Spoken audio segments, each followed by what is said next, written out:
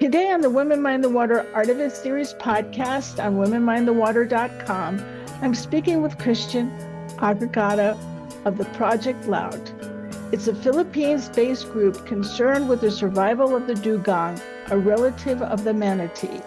Project Lawud was awarded the 2025 Seed Prize by the Irish Project, a partner of the Global Fund for Children United Kingdom Trust. The Irish Project is building a community of young people working to protect and restore natural environments.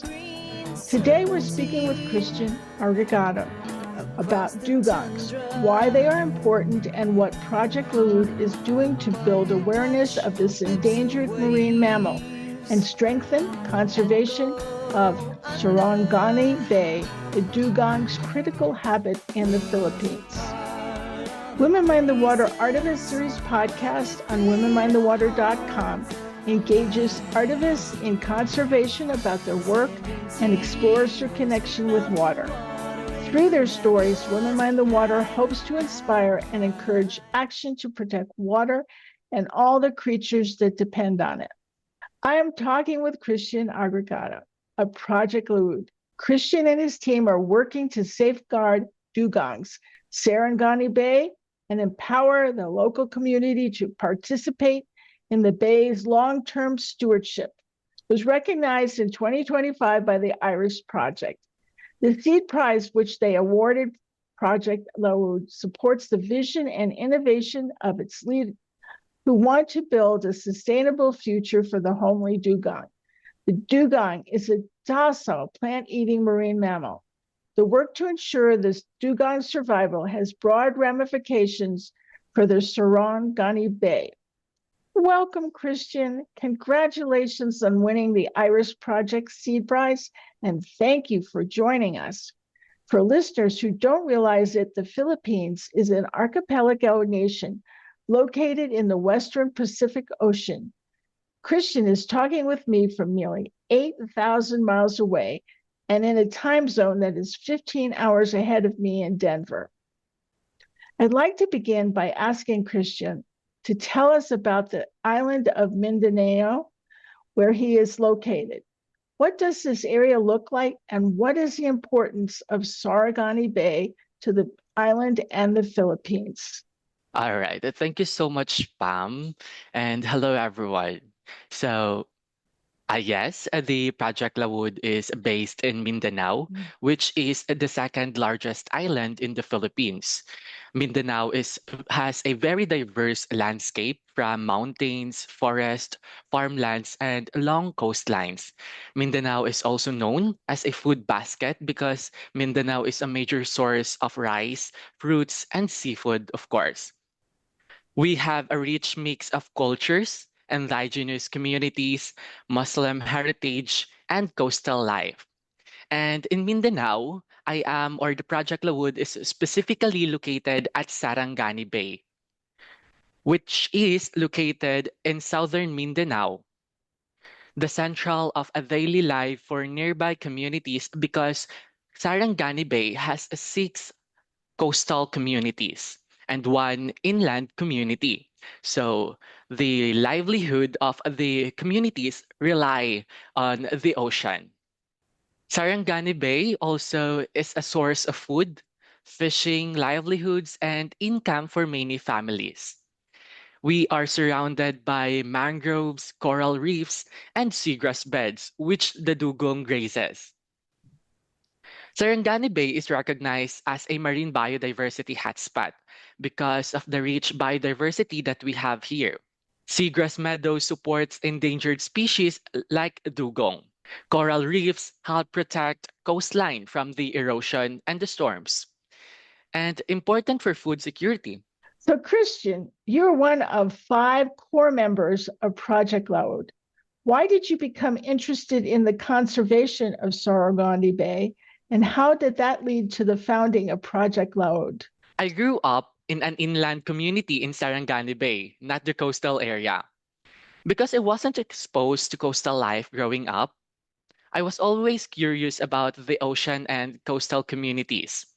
And so after high school, I chose to take the path of marine biology. Through my studies, I learned how rich Sarangani Bay is in marine resources.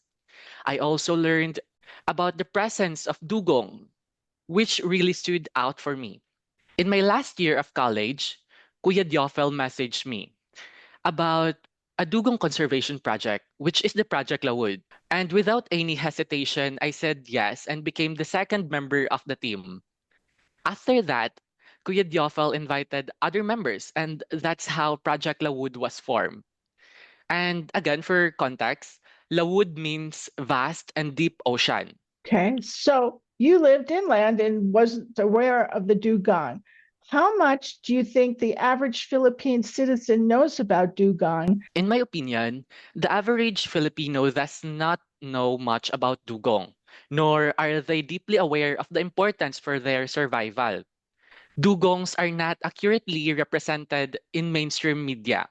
They are often villainized in movies, which exaggerated the features that portray them as hideous or frightening, which is not.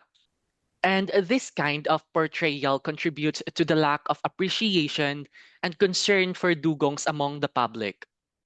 Media plays a powerful role in shaping public perception, and it should be utilized to promote dugong conservation instead of reinforcing negative stereotypes.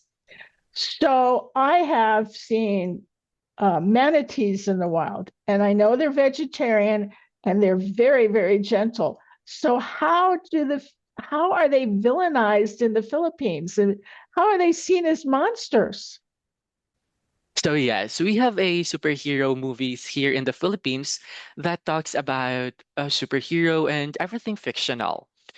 And the dugong, they portray the dugong as hideous one with a very dark color and exaggerated features such as tentacles, which is not accurately true. Right. And yes, large eyes and everything that exaggerates the dugong's features just for the dugong to look like a villainized and for them to have it reference to the dugong. Very interesting. So, why is the term keystone species a good descriptor for the dugong? A dugong feeds almost exclusively on seagrass, which help maintain the healthy seagrass beds. And by grazing, they promote seagrass growth and biodiversity, which supports fish, invertebrates, and other marine life. So if dugong disappear, seagrass ecosystem can become overgrown or decline, which would harm the entire coastal ecosystem. And that is the role of a keystone species to maintain the health of the seagrass. So, how difficult is it to locate a dugong? It is very difficult to locate a dugong considering that we have only a couple number of them here in Sarangani Bay. And so even if we fly a drone the whole day, it is not guaranteed for us to record one or to spot one. But last January 13, and luckily, we recorded two dugongs swimming together. And that fuel us and make us thrilled about our upcoming data gathering in the near months. Dugongs are really elusive in nature, and considering that they don't want noise, and Sarangani Bay is made up of coastal communities, and there's a lot of boats because of the fisher folks, and so that adds to the dugong's elusiveness. It is not guaranteed to spot one within a day. It is guaranteed to spot dugongs within a week. I had no idea how endangered they were and what you're up against, that they're not easy to find. So, have you been able to get in the water with one?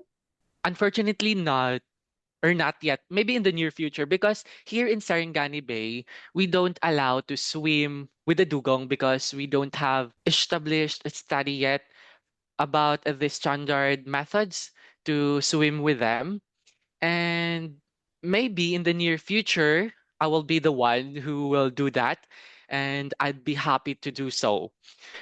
And yes, I haven't seen dugong in my entire life. like with my own real eyes and real time experience. But I am still hopeful to help them with their depleted population here in Sarangani Bay. Oh, I wish you much luck. Can you tell us why dugongs are endangered? What caused them to become so sparse? Dugong are considered as endangered and critically endangered here in the Philippines because of a lot of factors.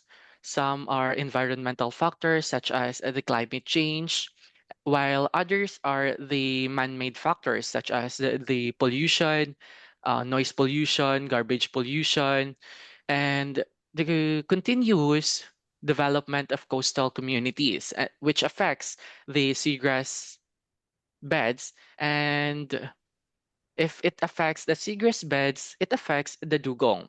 While we had our interview with the coastal communities way back last year, we discovered that through their ancestors, they often catch dugong for medicine purposes because they believe that the bones of the dugongs are medicine when they pulverize it or when they soak it in the water for a long time. They believe that it will help with their illness. Most of the time, we heard the news about dugong strandings, which from net strangulation, the fishing net strangulation, and other like microplastic ingestions or plastic pollution. I mean, plastics ingested to their body, which affects their movement and everything.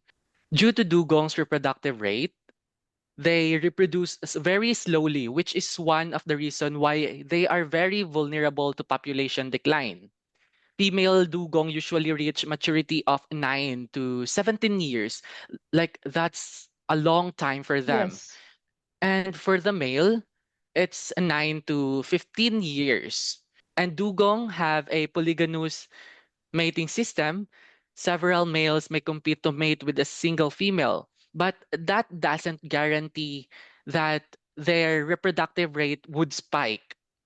And so the female usually gave birth to dugong or to one calf every 3 to 7 years. And Oh again, my. that's like a very long time for them to like regenerate their population. And they can only have one calf at a time. Those are the reason why the dugongs are critically endangered here in the Philippines and in the whole world. So I want to ask you, you lived inland, you never saw a dugong. They were made to seem like malicious creatures. And then you get to the coast and you don't see them. Christian, what is it in you that is inspired to try and study these creatures? I just want to do something for them because they don't have any voice to speak up about their concern. And as of now, there were no studies about them. And considering that dugong is the flagship species of Sarangani Bay, I want to, and I know I can do something, and I want to do something about it. I want to start act now because as of now, we still have them. And if I don't act now, I don't act today. If I act tomorrow or the following years, we might not we might not have them anymore, and there were no chance for them to reproduce and for their population to recover. And with that, even if I live in an inland community, I want to conserve the population of a dugong so that my community, my local community in an inland town would have a chance to see them for themselves and for the future generation to see them and not just hear them from the stories from their dads, from their mommy and a daddy or grandpa. And that fuel my passion to help the conservation of the dugong here in our Sarangani Bay for me, for my community, and for the dugong. And I can see why you were awarded an Iris Prize. That is very inspiring. And I hope you get to get in the water with one very soon. So, at the end of every podcast, I ask guests to offer advice to listeners on how they can make a difference. And Christian, reflecting on your passion and inspiration for studying the Dugong, can you give some advice to other people who want to make a difference to a problem? To those who want to be part of the solution, my advice would be start where you are, with what you have, and stay committed. You don't have to be a scientist, a policymaker, or an activist to be heard and to make a real impact.